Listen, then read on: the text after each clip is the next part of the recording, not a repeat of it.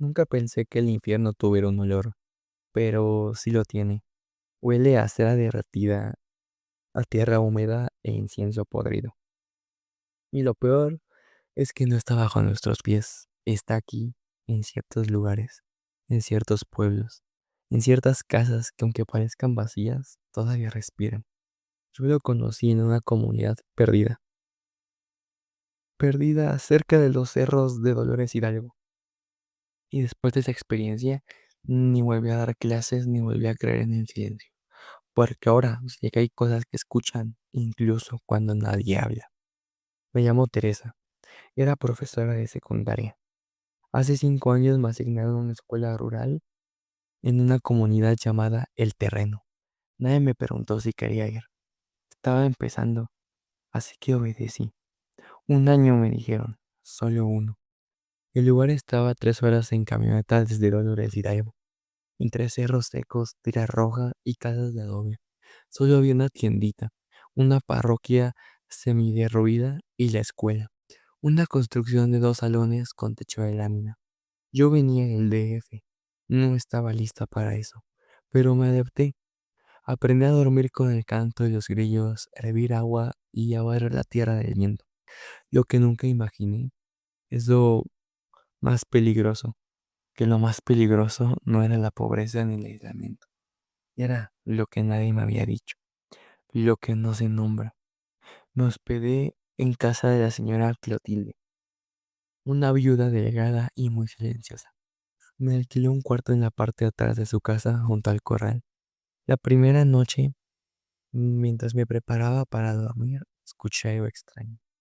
Una voz lejana, femenina, que repetía, aquí no es, aquí no es, aquí no es. Me asomé a la ventana y nada. Al día siguiente le pregunté a Clotilde si había alguien más en mi casa. Me lo negó con la cabeza, me miró seria y solo dijo, si escucha cosas, no le conteste. Cerró la puerta con seguro desde fuera. A los pocos días empecé a notar una niña que no hablaba, que se sentaba sola siempre en la esquina del salón. Cabello corto, un moño azul. No participaba, no escribía, solo miraba fijamente el pizarrón. Pregunté por ella a los otros niños y dijeron que no sabían quién era. Revisé la lista y no estaba. Fui con Clotilde. ¿Esa niña con moño azul la conoce? Me miró pálida. No la vea, no la escuche. Si se siente, déjala. Si se para, no la siga. Si le habla, muerdas la lengua hasta que sangre. Pero no le responda. No supe qué hacer. Esa noche soñé con la niña. Estaba parada junto a mi cama y me decía, ya estoy aprendiendo. Fui a la escuela vieja, donde se guardaban los documentos anteriores. Quería saber si había registros de ella. La directora anterior había desaparecido 2 años antes, sin dejar nota. Según decían, se fue de un día para otro. Entre los archivos encontré algo extraño, un cuaderno cubierto con tierra negra. Al abrirlo, supe que no era de la clase. Eran notas de la directora antigua, y decía, cada año aparece, solo en clase, no come, no parpadea. Cada generación la ve distinta. Algunos la llaman la huesuda, otros la repitente, pero siempre elige a uno, y ese uno se queda con ella. No sé si soy la siguiente, pero siento su voz cuando duermo, y cuando despierte no quiero estar aquí. Una semana después, uno de los niños, Arturo, no volvió a clase. Su madre vino llorando a la escuela. Dijo que había empezado a ver solo, que dormía con los ojos abiertos y que su cama amanecía cubierta de tierra. Esa noche soñé con él, con Arturo. Su cuerpo estaba enterrado hasta el cuello y la mía lo acariciaba. Ya casi es de nosotros, me dijo. Desperté con tierra en las uñas y el mueble azul colgaba en la puerta de mi habitación. El día de muertos llegó. El pueblo puso velas en cada esquina, pero no vimos niños de afuera. Nadie disfrazado, nadie riendo. Clotilde me explicó. Aquí no celebramos. Aquí se esconde uno. ¿Uno qué? Pregunté. Uno vivo. ¿Por qué? Porque se lo llevan a él y no a todos. Le hizo otra pregunta a Clotilde. pero ella no respondió, solo rezó. Esa noche me despertaron murmullos y vi de la ventana una procesión, pero no de vivos, hombres sin ojos, mujeres sin boca, cuerpos hinchados, todos con velas, caminaban hacia la escuela y la niña al frente. Ella sostenía un demonio azul y al verme por la ventana me sonreí. La escuela amaneció vacía, sin niños, sin pizarrones, como si nunca hubiera funcionado. Solo quedaba una banca y sobre ella el cuaderno con mi nombre. Una nueva página, escrita con mi letra, que yo no recordaba nunca haber escrito. Yo la vi, yo la seguí, yo la vi, y ahora ya no soy maestro. Soy parte del salón, soy la voz que repite, soy la que enseña a los que no deben aprender. Salí corriendo, crucé los cerros hasta llegar a Dolores con los pies rotos, y nadie me creyó.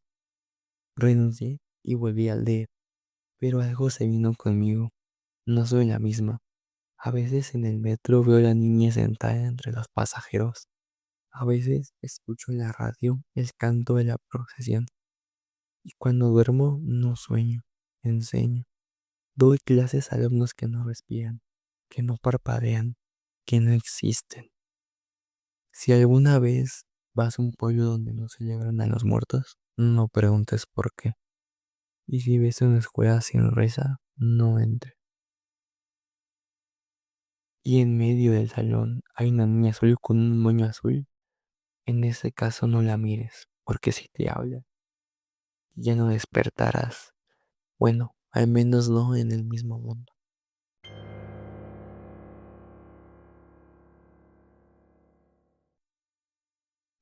¿Has sentido alguna vez que te están observando? Pero no por una persona, no por un animal, sino por un lugar. Que un sitio entero te mire, como si tuviera ojos en cada grieta de su estructura, y que respire contigo y contra ti. Yo sí, y te voy a contar cómo casi pierdo la vida. Y algo más.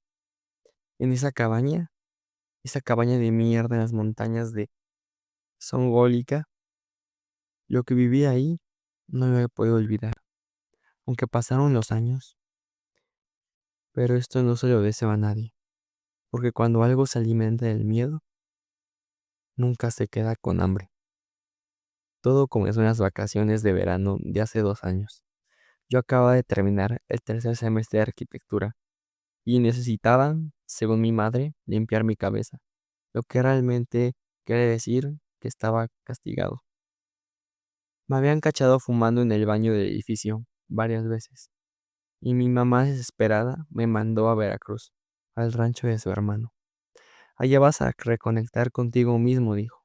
Lo que no sabía era que también iba a desconectarme de todo lo que conocía como real. Mi primo Emilio vivía en un rancho entre cerros, gallinas, perros flacos y una camioneta oxidada que servía más como maceta que como vehículo, sin internet, sin señal, sin gente. Solo el monte, el cielo inmenso y un calor que parecía que venía de adentro de la tierra. Pasé los primeros días durmiendo, comiendo tortillas recién hechas y bañándome con agua fría. El silencio era tan profundo que dolía, pero Emilio tenía algo de lo que yo carecía, hambre de aventuras. Le gustaba caminar por los cerros, explorar cuevas y meterse en ruinas. Eso fue lo que al final nos terminó uniendo. Una tarde calurosa, decidimos seguir un camino que él nunca había tomado, una vereda estrecha, cubierta de ramas secas, donde los árboles se cerraban como si no quisieran que nadie pasara. Caminamos casi una hora, hasta que la encontramos. La cabaña. Estaba oculta entre troncos caídos, en una pequeña hondonada. Era de madera, de 2 pisos, con una chimenea rota, ventanas cubiertas por tablones a medio caer. Parecía olvidada y vieja, pero lo que más me impactó fue el silencio del lugar. Ni grillos, ni pájaros, solo un zumbido en los oídos, como presión. Emilio se detuvo en seco. No deberíamos estar aquí, me dijo. Esa cabaña no es como la de los demás. Me contó que los viejos del pueblo hablaban de ella, con miedo, que una familia se había mudado ahí hace años.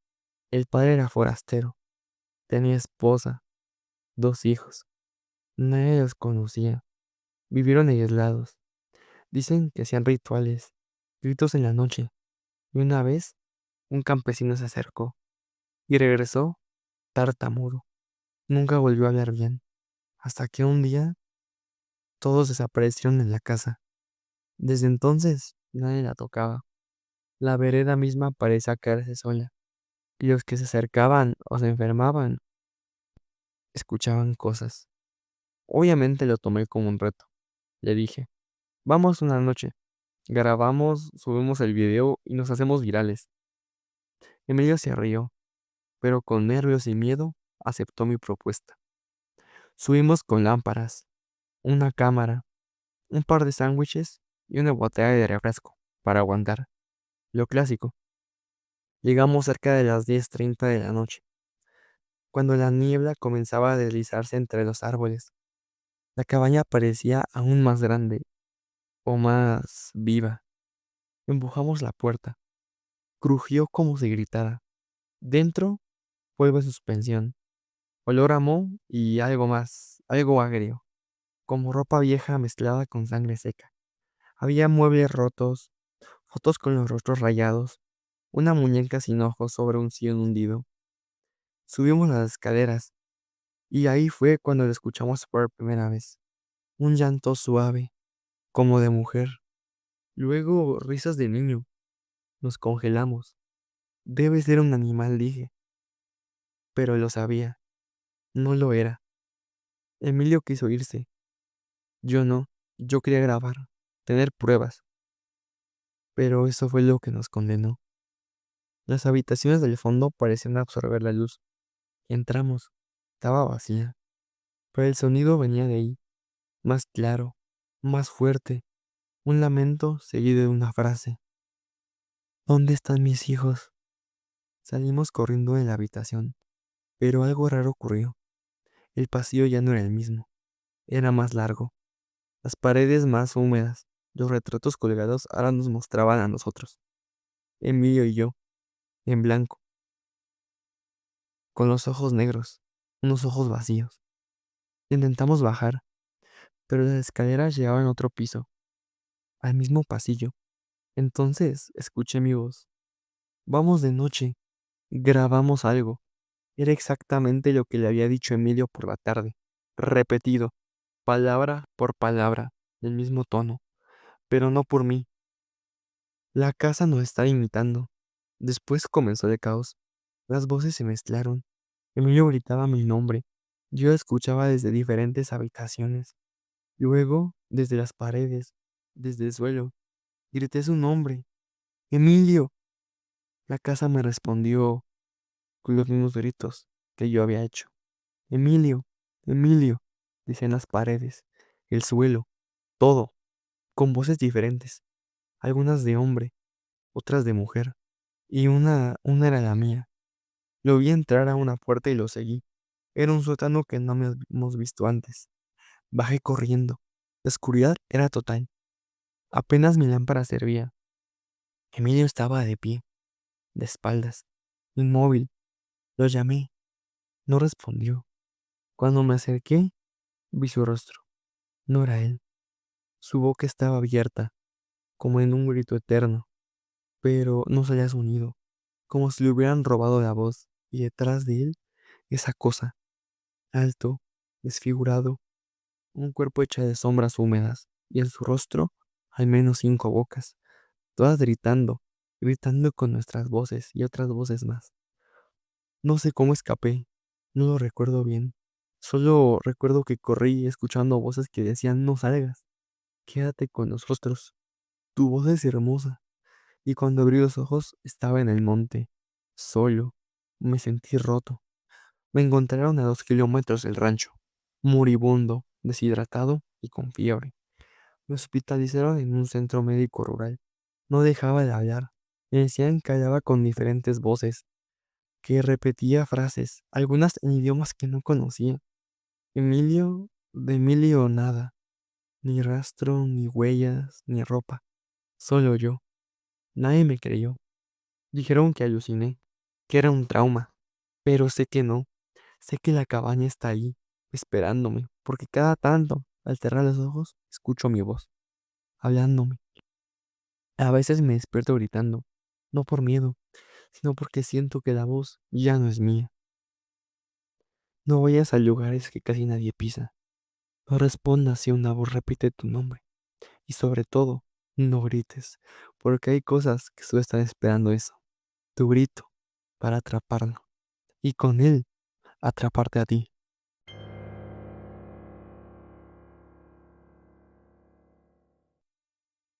Hay veranos que se te quedan pegados como el calor en la piel, no por el sol, ni por los mosquitos, ni por las risas que suenan ajenas, sino por lo que dejan dentro de ti.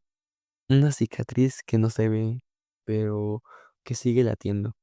Yo soy Carmen, y lo que viví ese verano en la vieja hacienda de mi abuela, en Izamal, todavía me persigue. A veces la sueño, a veces lo oigo, a veces me acerco a un espejo y la veo. Veo a la niña del estanque. Fue el verano después de que mi papá se fuera. Yo tenía 17 años y mi mamá destrozada decidió mandarme con mi abuela, a Yucatán, a Izamal, a su rancho. Yo no quería ir. Izamal me parece un lugar triste, callado, lleno de calor y calles de tierra donde el tiempo se había detenido, pero no tenía opción. La hacienda de mi abuela estaba en las afueras del pueblo, grande, silenciosa, rodeada de árboles espesos. Tenía ese aire de casa antigua donde parece que todo te observa. Techos altos, puertas de madera pesadas y un patio largo que me daba escalofríos. Pero lo que más me llamó la atención fue el jardín trasero. En el centro había un pequeño estanque circular. No tenía peces. Estaba cubierto de lianas flotantes y nadie se acercaba, ni los pájaros, ni un solo animal, ni un alma por ahí. Mi abuela me dijo, no vayas al estanque, ni siquiera lo mires mucho. Esa agua no está sola. Pensé que era una superstición más. Viejas locas con cuentos para asustar a sus nietos. Y por supuesto, hice todo lo contrario. Una tarde, mientras leía bajo la ceiba del jardín, vi algo moverse en el agua y me acerqué. Entre los lirios flotaba un moño blanco. Pensé que era basura, pero entonces la vi. Una niña, parada en el borde opuesto del estanque, vestido blanco, cabello largo, ojos grandes como platos. Sonreía, inmóvil, con una foto antigua. No sé cuánto tiempo estuve ahí mirándola, pero al parpadear ya no estaba. Corrí con mi abuela y le pregunté si había otra niña en la zona. Me dijo que ningún vecino vivía. Le conté lo que vi y su rostro cambió por completo. Me agarró el brazo y me dijo, te dije que no miraras el agua, ahora te va a buscar. Durante los días siguientes la niña aparecía, siempre al atardecer, parada al borde del estanque, a veces sentada, a veces de pie, siempre sola, siempre mirándome.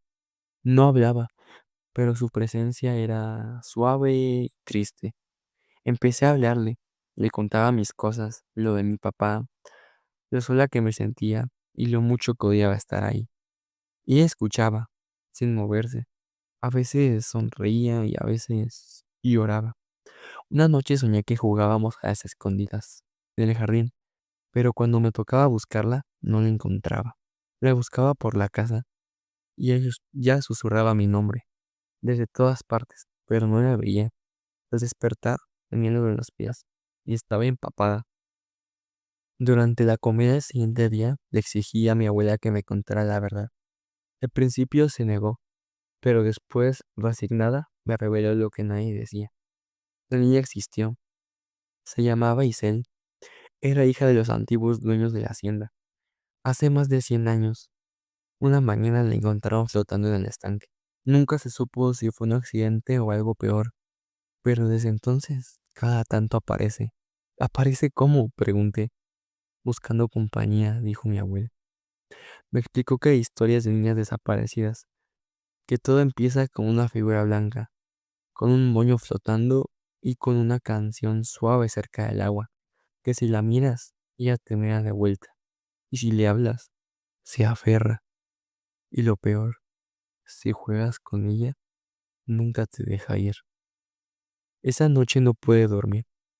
Soñé con risas, con juegos, con canciones que no conocí. Al despertar, la ventana del cuarto estaba abierta, y sobre el marco, un moño blanco. Se veía el jardín. La luna reflejaba el estanque como un espejo negro en su totalidad, y allí estaba ella, la niña, sonriendo, extendiéndome la mano, y la tomé. No sentí calor, mucho menos frío, solo sentí vacío. En ese instante el jardín desapareció. Estaba en otra versión de la hacienda, gris, marchita, con árboles secos y el cielo rojo. Yo veía mi reflejo en el agua, pero ella no, su reflejo no existía. Intenté soltarme. Ella me miró. Sus ojos ya no eran negros, eran dos huecos llenos de agua. No me dejes sola otra vez, me decía. Su voz era como un eco desde el fondo del pozo. Para salir, no recuerdo cómo volví. Mi abuela me encontró dormida junto al estanque, con las manos cubiertas de barro y un moño blanco. Un moño blanco que estaba amarrado a mi cabello. Estuve enferma 3 días, no comía, no hablaba, solo decía su nombre, Isel. Desde entonces algo cambió.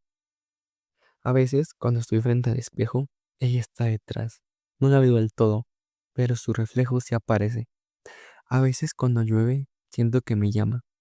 Y una vez, hace no mucho, soñé con una nueva niña, pequeña y desconocida, jugando junto a Isel.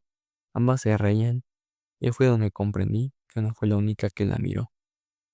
Si algún día visitas Izamal y ves un estanque rodeado de lirios, no te acerques. Y si ves a un niño flotando, no lo toques. Y si una niña de blanco te sonríe desde el otro lado del agua, corre, porque si le hablas, ya nunca vas a estar sola.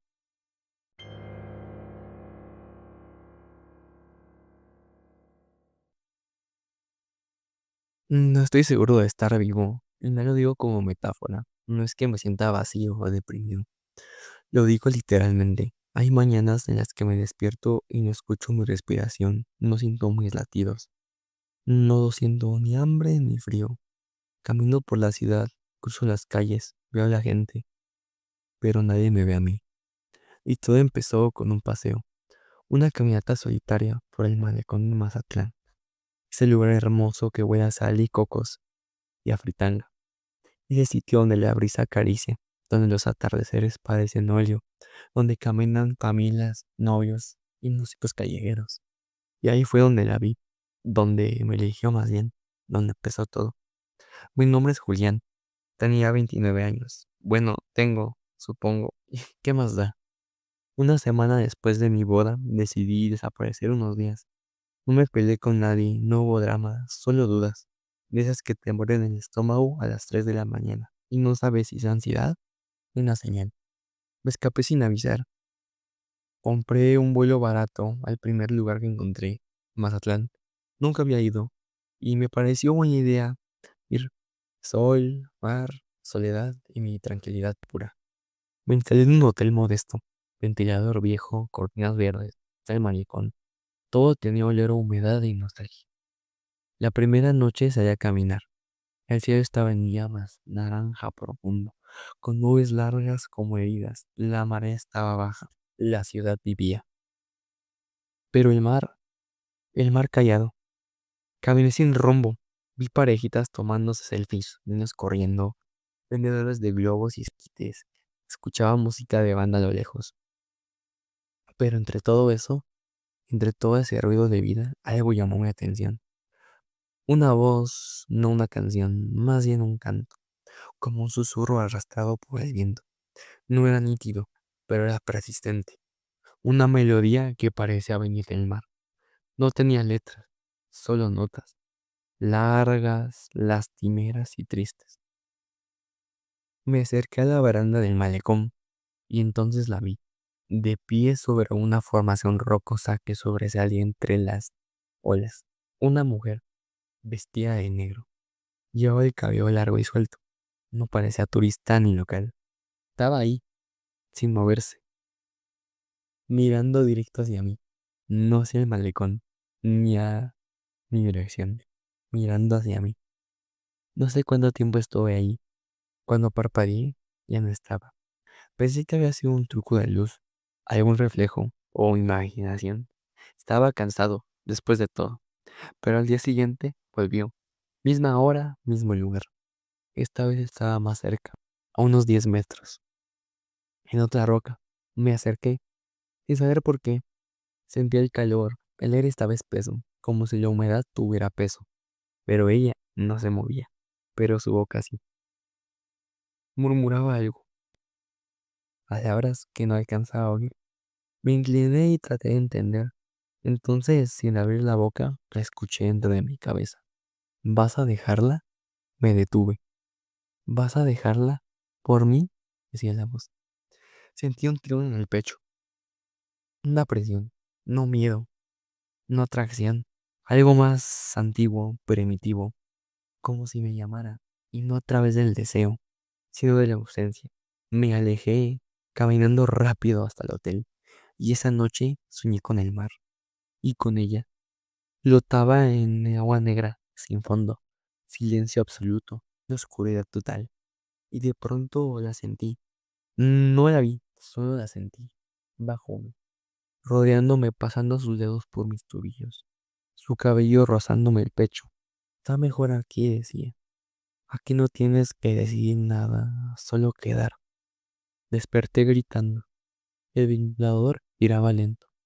El amanecer apenas coloreaba las cortinas y mis pies estaban mojados, como si hubiera caminado por la playa.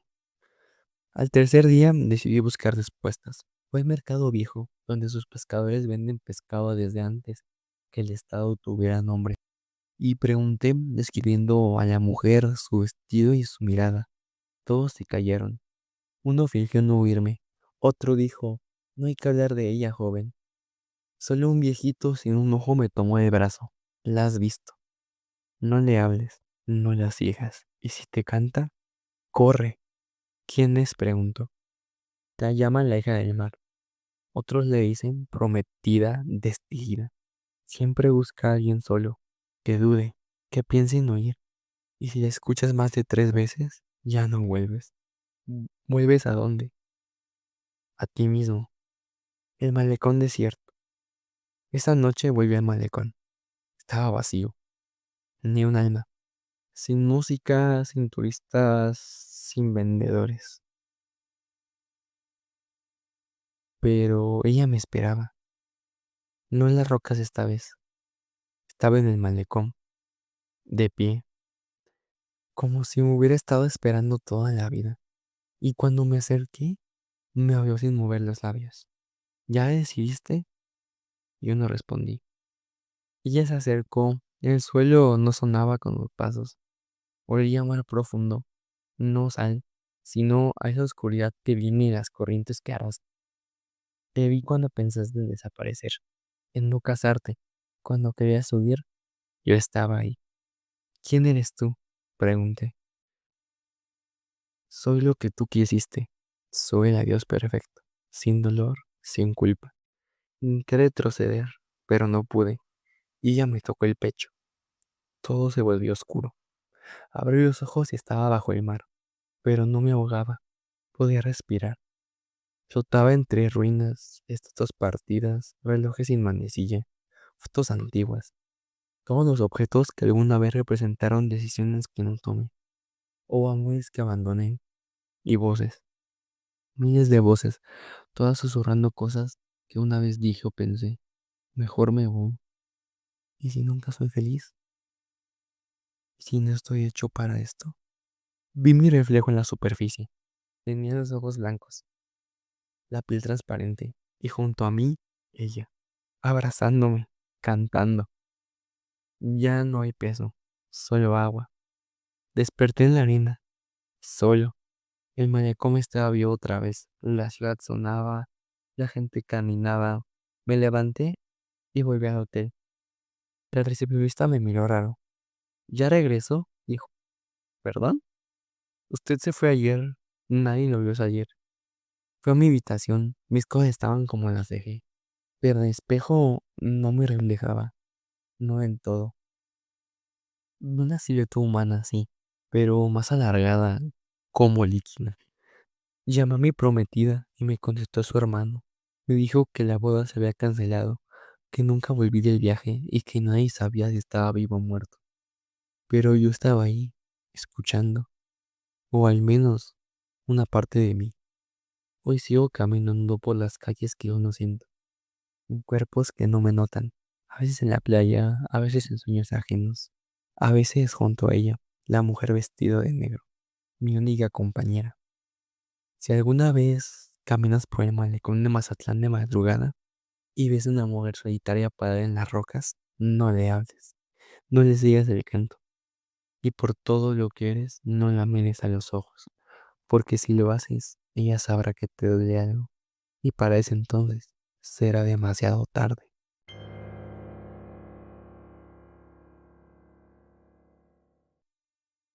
Yo siempre he tenido una conexión con los animales, desde niño. Mientras otros jugaban fútbol, yo alimentaba gatos callejeros, curaba palomas heridas, me metía a buscar sapos en los charcos. Por eso decidí estudiar veterinaria. Y por eso lo que me pasó no fue una casualidad, fue una elección. O tal vez una cacería. Te voy a contar lo que viví en un pueblo olvidado de Jalisco, donde los perros no huyen, donde los obliga a guardar silencio, porque si aullan, lo despiertan. Fue durante mis prácticas rurales en mi último año de carrera. Me mandaron a San Gaspar de Cobre, un pueblo a 1 hora de Lagos de Moreno, tan aislado que no tenía ni Oxxo.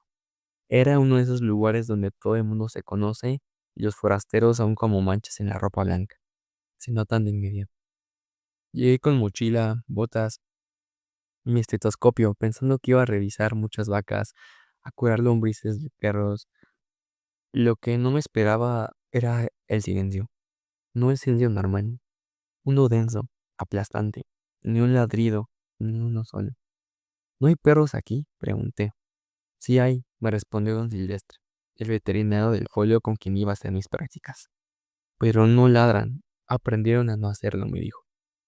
Pensé que era broma, hasta que vi uno, un perro negro, enorme, acostado bajo una camioneta oxidada. Me acerqué al animal. El perro me miró fijo, sin moverse, sin emitir ni un solo sonido. Y cuando lo toqué para revisarlo, ni cuando lo curé, nada. Eso no era normal. Esa noche me hospedé con doña Tomasa, la esposa de don Silvestre, una viejita de esas que parecen saber todo lo que pasa aunque nunca salgan de casa. Ella me sirvió un café con piloncillo y me preguntó, ¿ya te diste cuenta de que aquí los perros no hablan? Le dije que sí. Ella suspiró. Es que si los ven, ellos sí recuerdan. Y sin que yo se lo pidiera, me contó una historia. Hace mucho hubo un hombre que vivía solo en la barranca. Nadie sabía de dónde venía. Decían que hablaba con los coyotes, que podía cruzar los cerros sin dejar huella. Las mujeres soñaban con su sombra, y los niños lo veían en los árboles. Y los perros lo seguían. ¿Un brujo? Pregunté. Peor, un nahual, uno de los verdaderos, me respondió. Me reí por dentro, pensé que era una leyenda, hasta que dijo, hace 20 años, una perra del pueblo parió cachorro, humanos, con piel de perro, pero rostro de niño. Gritaban por las noches. Alguien los enterró, y desde entonces el silencio empezó. 2 días pasaron. Atendía vacas, vacunaba borregos, desparasitaba caballos. Nada de lo normal. Pero el ambiente era raro. Los perros me evitaban. Si se me acercaban, se escondían después. No jugaban, no comían en grupo, no hacían nada más que mirar. Hasta que uno se me acercó. Era un mestizo gris, de orejas caídas. Cojeaba y lo curé. Lo llamé Tico. Me siguió por todo el pueblo, pero nunca ladró. Solo me miraba, con unos ojos humanos, como si entendiera todo y supiera más de lo que yo. Una noche me despertó, me tocó con la pata insistente. Quería que lo siguiera. Lo hice. Pensé que quería jugar o ir al baño, pero no. Caminamos hasta las afueras del pueblo, donde el monte se abría como una herida. Llegamos a una barranca y ahí lo vi, una figura, alta, encogida, caminando en cuatro patas, con fila animal, pero forma de hombre. Era como si se arrastrara con placer. Llevaba una máscara de cuero y de su espalda colgaban colas de perro, secas. Tico gemía. Yo me quedé paralizado. El ser levantó la cabeza y murió.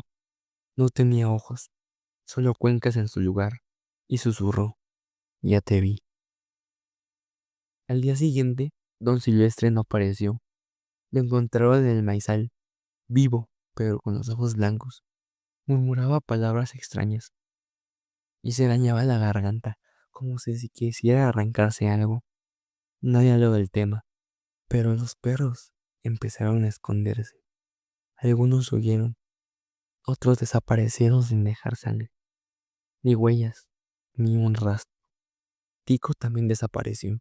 Lo busqué días entero, hasta que encontré su collar, clavado en la tierra, en medio de un círculo de piedras, y sobre él un diente humano, grande, con raíces. Doña Tomasa me abiscó, me dijo que ya era hora de saber. Me llevó a la iglesia vieja del centro, la que estaba cerrada desde hacía décadas. Detrás del altar había una trampilla, la cual bajamos con velas en mano.